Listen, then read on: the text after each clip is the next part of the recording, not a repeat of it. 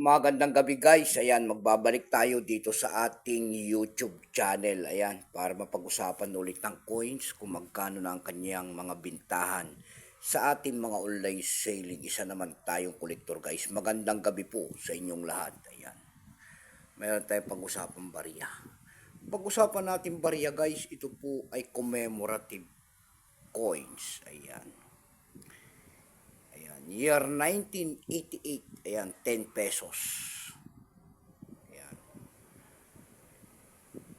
Ayan, commemorative type, ayan. People Power Revolution, ayan. Year 1988. Ayan, tignan natin to guys kung magkano ng kanyang bintahan, ayan. Pero bago yan tayo magpapasalamat muna sa lahat ng masugid na mga tagapagsubaybay dito sa ating munting channel guys. Lalo-lalo na ang aking mga subscriber dyan. Thank you so much sa inyong lahat. Ayan, dito sa aking YouTube channel, Samuel Soriano TV29 po. Maraming salamat po sa lahat ng aking mga subscriber. Ayan, magandang gabi po sa inyong lahat. Take care po and God bless.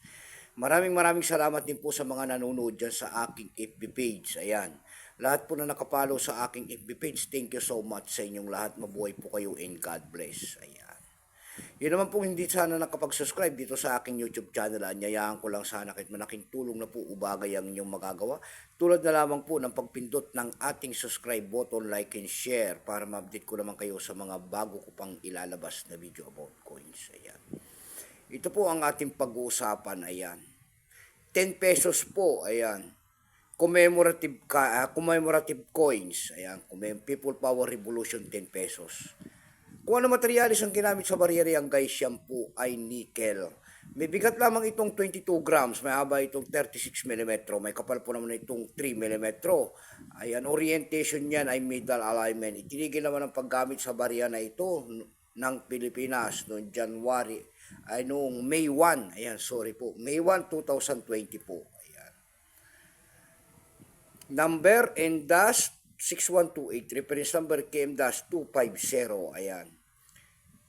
No percent po ito. Kung ilang piraso pong ginawa ng Pilipinas sa bariya na itong People Power Revolution na 10 pesos na ito po ay 2 million lamang. Ayan guys. Ayan. May naka-blister pack nito guys. Ayan. Mabibili nyo po sa Lazada at saka sa Shopee. Ayan. Nung nakabili ako rito ng mga blister pack, hindi ko pa malungkat doon sa ating lagayan eh. Ayan, 180 yata per piece kung naka-blister pack po guys. Pero dako tayo guys doon sa ating, kasi may presal na rin po ito doon sa ating numista. Yan, binigyan na po ng presyo ng ating mga kolektor. Yung kanyang verify kung tawagin nila ay nagkakahalaga yan ng 73 pesos. Yung kanyang extra pay naman po ay 170. Yung kanyang almost circulated 170.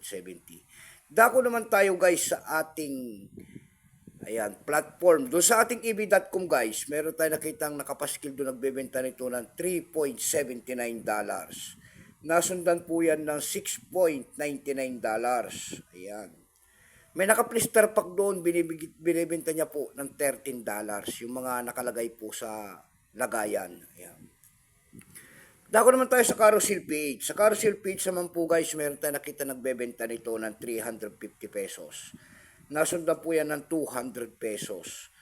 Ayan. Yung pinakamaliit na po doon na bintahan nito ay nagkakalaga po ng 60 pesos. Ayan lamang po ang aking may babahagi sa presyo ng bariya na yan. Ayan. Magandang gabi po sa inyong lahat. God bless po. Ayan. And take care.